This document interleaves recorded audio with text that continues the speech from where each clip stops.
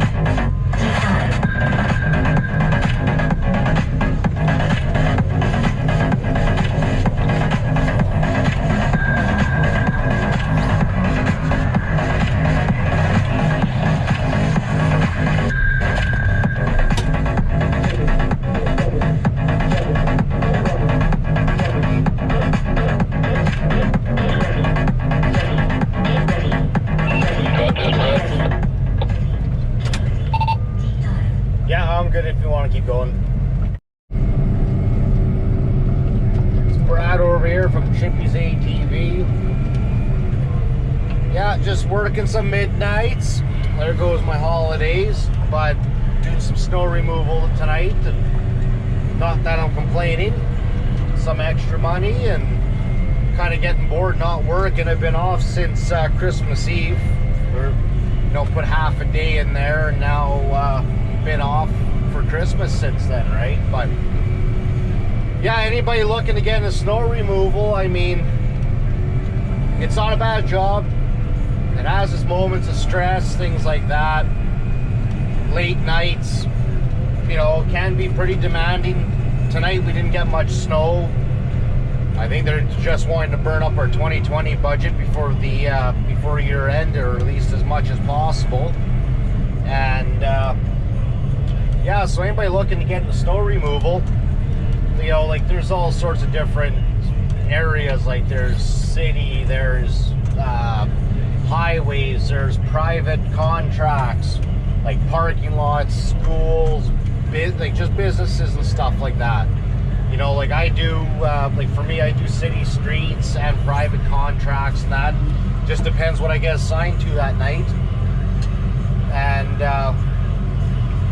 yeah, so I mean, this isn't for the faint-hearted or the, you know, the people that don't like getting their hands dirty, putting in long hours or whatever. I mean, it's not for, like I said, it's not for everybody. I work my, you know, like 80 hours every 2 weeks, sometimes 90. It all depends on how things are in my full-time job. This is a evening, weekend type ordeal, and you know, like, I mean, like there's times where, you know, I'm pushing, oh God, a couple of days, like 24, 48 hours, work non-stop when it comes to the winter months. But I mean, the reward's nice, or can be nice anyways, but like as far as stress and treacherousness goes, I mean, like I say, it does definitely take a toll on your body, because you got impatient drivers, you have, you know, some of the operators aren't very good operators on a good day. You know, sometimes they're just like horrible operators, sometimes, you know, they're just short-tempered. Same as the drivers and the general public too. Like, there's a lot of people that, you know, don't understand or don't respect the guys that are doing this, you know, snow removal. There are lots that do, you know, respect them too, and all you guys that do snow removal know exactly where I'm coming from with that. You know, you get your impatient drivers, things like that.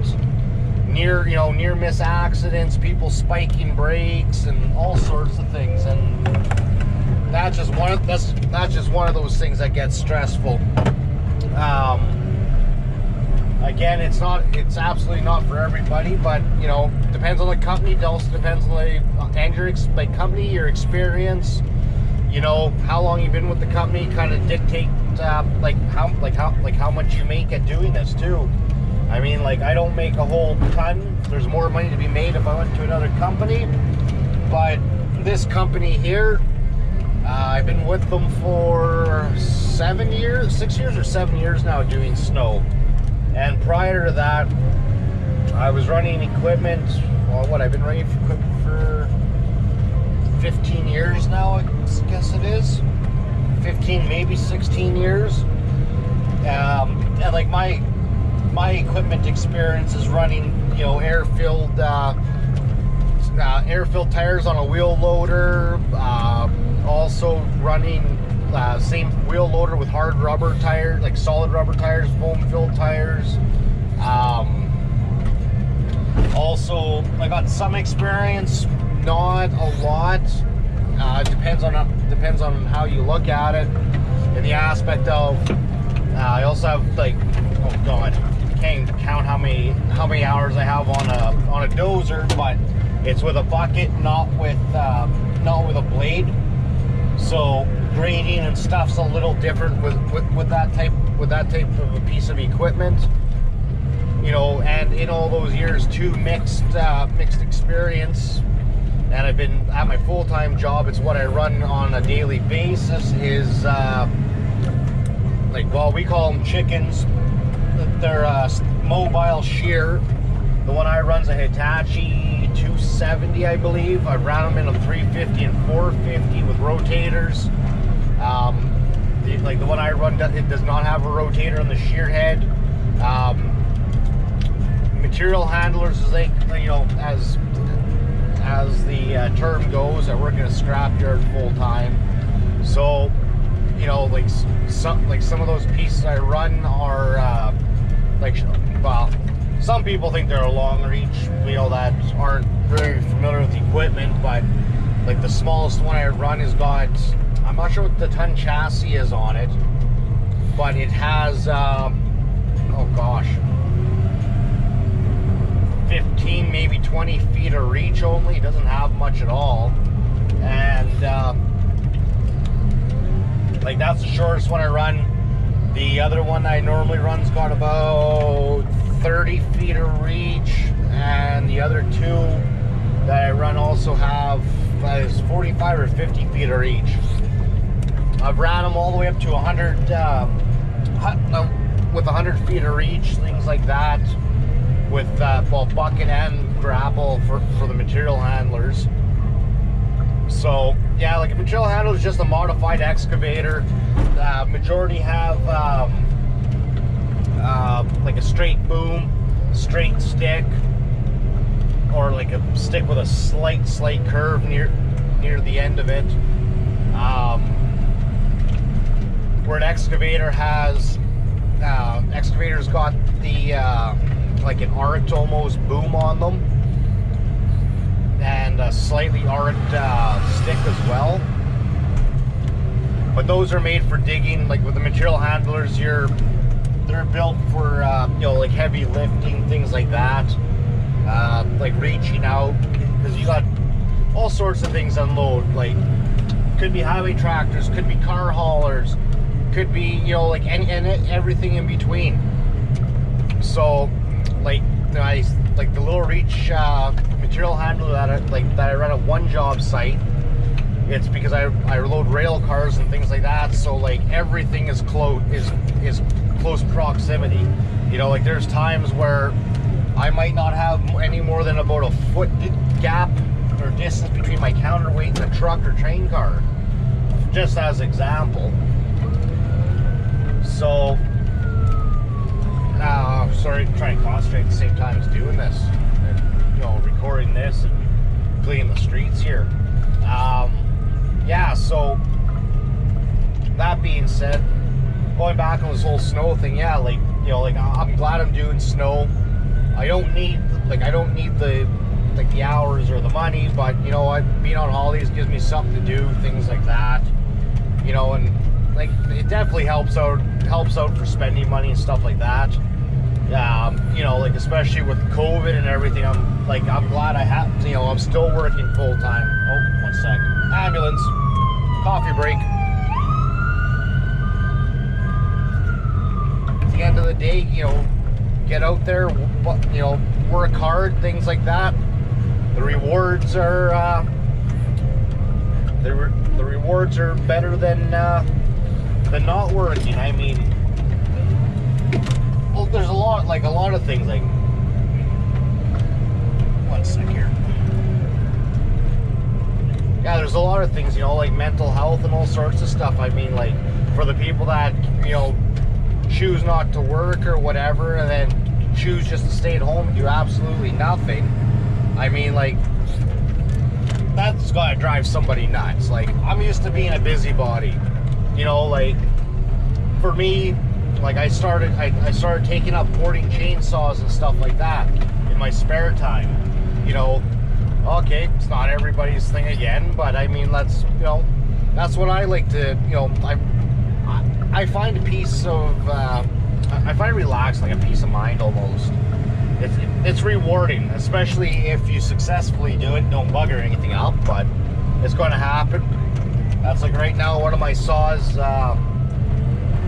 you know, ripped her apart and stuff like that there the other night, opened up the transfers up and added a degree of timing to the to my intake, left my exhaust alone. Is it going to work? I don't know. Is it going to make it run worse? Again, I don't know. I will find out soon enough, but at the current moment, I don't know. So, you know, and I want to give Tin Man a shout out for being as freaking awesome as he is. Super nice guy. If you're into or learning how to port chainsaws and things like that, check him out. Also, shout out to Iron Horse. That's what struck my interest in the learning about porting saws. It all started with actually, I was wanting to learn how to sharpen my chainsaw chain. I had the concept in my head, you know, but like I wanted because I'm a visual learner. I'm more so than like a textbook learner per se.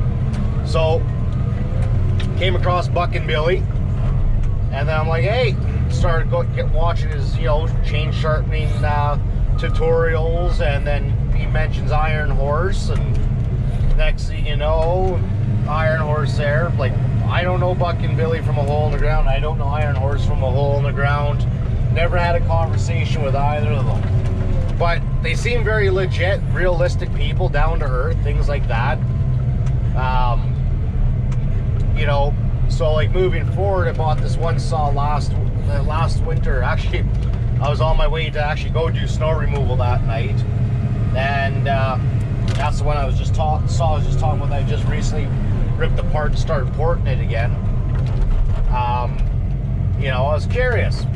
So I get on Google and start doing a bunch of research and stuff on these Stihl 038 chainsaws. Well, lo and behold, who I come across? Well, I come across Tin Man.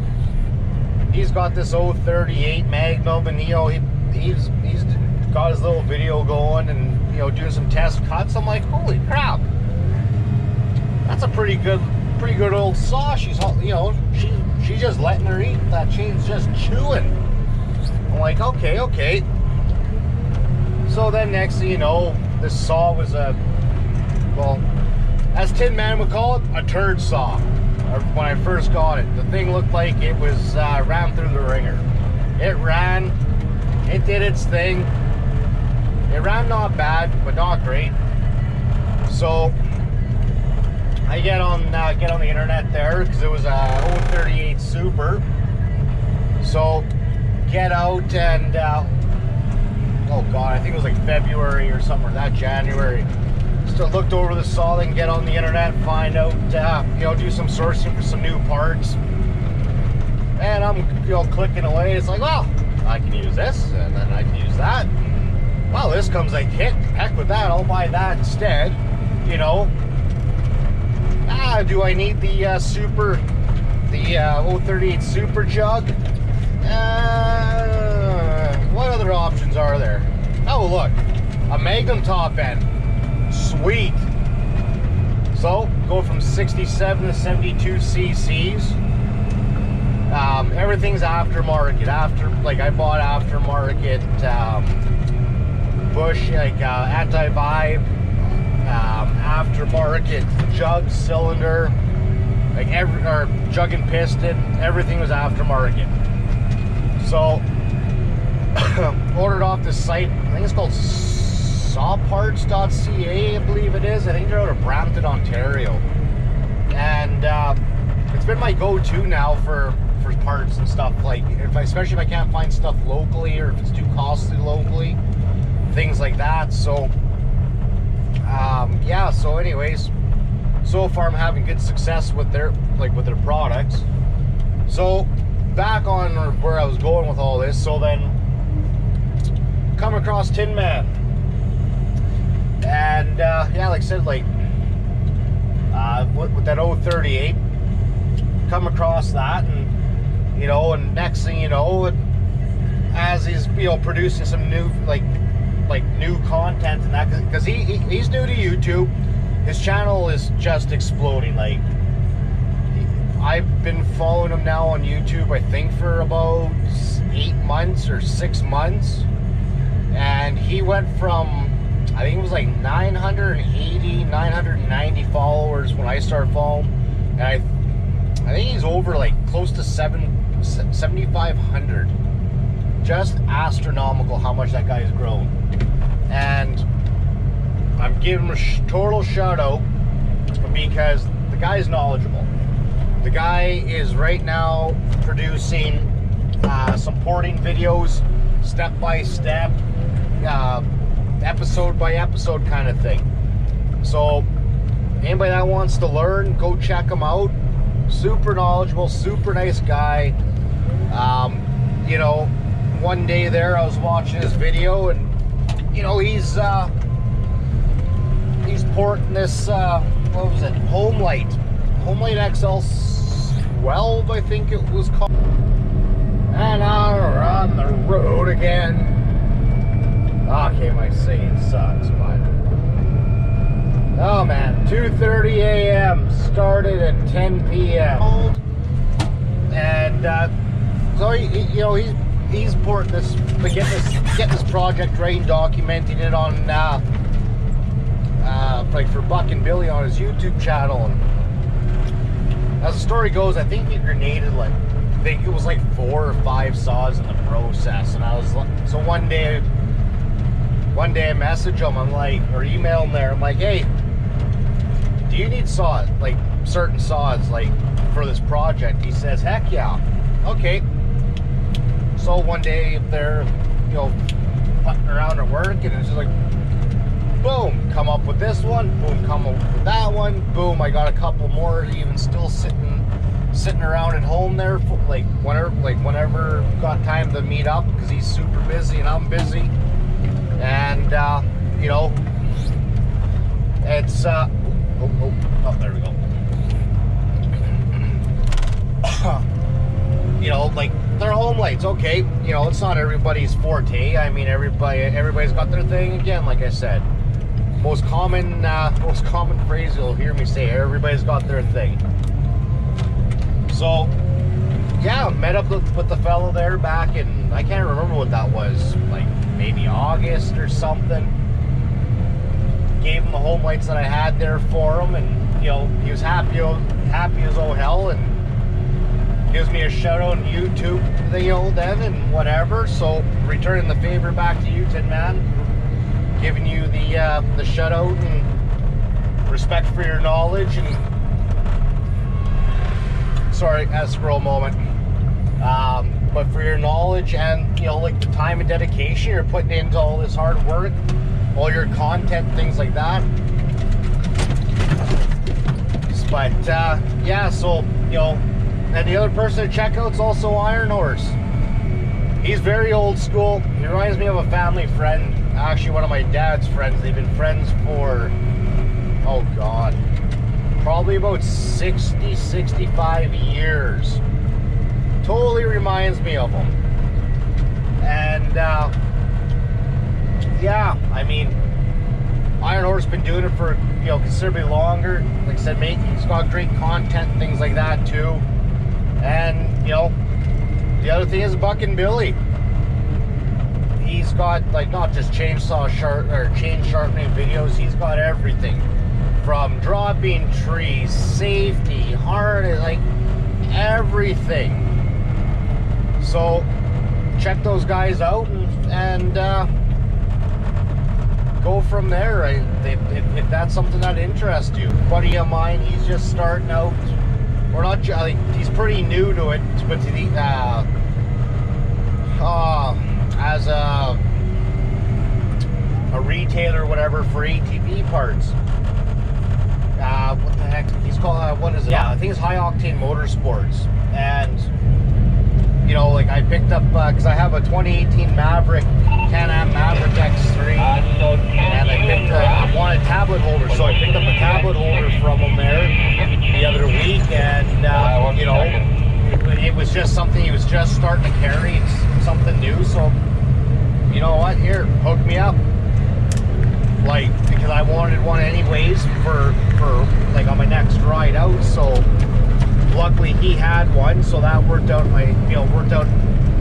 both our favors, because you know he got to sell one, I needed one, so hey, whatever works, it worked out for us both. So that you know, but small business, right? Like the guy's got a wife, little kid, things like that. So I mean, he's one of those guys, like, I'm not sure how COVID is affecting his full-time job. I'm sure it's affecting it, definitely, you know, reflecting on it a bit. So, you know, again, support the small people. One of my other buddies, Justin, he just started Iron Sight Transport there. Went live in last, I think it was January or February. You know, like, he's you know, local Manitoba here and things like that. So, you know, like, he does all sorts of like sea cans, vehicles, you know, hauling strap. People need, you know, whatever, vehicles hauled from point A to point B, things like that. He's, you know, hauls lumber, all sorts of stuff. He's, you know, insured, things like that. So if you ever want, you know, ever need to contact him, just drop something in the comments there, bringing it up, or just Google, or I'm not sure if he has a Facebook. I know he has an Instagram called Iron Sight Transport. It's another way to get a hold of him.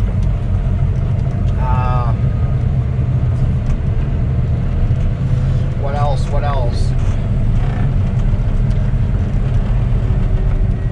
One second here. Hey, Gord, you got coffee? Yeah, so go ahead. Back to, like, you know, like, supporting the small guys, small people right now. You know, absolutely nothing wrong with it. I know some people don't like supporting the small businesses because, like, for whatever reason. I mean, you know, sometimes it could be pricing or whatever. It could be better from a big box store. Hey, you know what? Whatever tickles your fancy. I just personally prefer to, you know, help out the small guys and whatnot. And I don't, you know, like, everybody has a different outlook on it, but you know, I can't emphasize enough, like, the small businesses can, you know, either really flourish, or, you know, right now, for some people, maybe that's what they need to, you know, to survive off of from month to month. So, you know, like, that being said, that, like again, like I know I said it probably like at least half dozen times, but support small. You know, I get that, you know, some people don't want to go out and, you know, curbside and stuff like that, and I'm totally for it. You know, like I have a 7-year-old stepdaughter, and, you know, like me and the girlfriend, we try not to go out too much. We like right now because like with having the girl, you know, and you know it's just for everybody's safety. You know, like I've already missed due to COVID or being in contact with somebody that was in contact with somebody. You know, like I've missed almost a month already this year because of it. You know, and it wasn't by choice. It's just, you know, like with my full-time job, it's just our protocol right now, and it's, you know, like it's either you get tested or you go in 14-day quarantine. And you know, like there's times, like sometimes there where, like in one instance, you know, like somebody had to go get tested. I had to wait for their results to, you know, and their results dictated whether, like when I was going back to work, whether it be for, you know, within a week or within, or, you know, going in for quarantine, like you know, or taking the quarantine, I should say. So, you know, like, and I didn't claim insurance on any of that. Actually I did it the very first time, and that was because apparently the government made a mistake, and we're apparently, like, with this relief, we were able, like, people that were off even for 14 days were entitled to it or whatever without being penalized. And well, you know, a couple months later, I get a nice, wonderful email saying, "Hey, you owe us X number of dollars," which was the whole entire thing. Which, okay, completely unreasonable in my opinion, because I was off for 2 weeks, like the 14 days. So realistically, should only be penalized for half that amount to, you know, to equate to the every 2 weeks you're entitled to it or whatever. But hey, I'll deal with that at tax time. We'll see what happens. So, but for the other few times I've been, you know, off due to all this stuff, yeah, like never claimed benefits. I just sucked it up. You know, like, yeah, I was entitled to it. It doesn't mean you should use and abuse it at the same time. But, you know, but like I said, everybody is different on that retrospect. So, for all you folks that are still working, just be glad you're still working. And yeah, so all my rambling on here. So we'll cut this loose a bit. Get back to work. Touch base in a bit.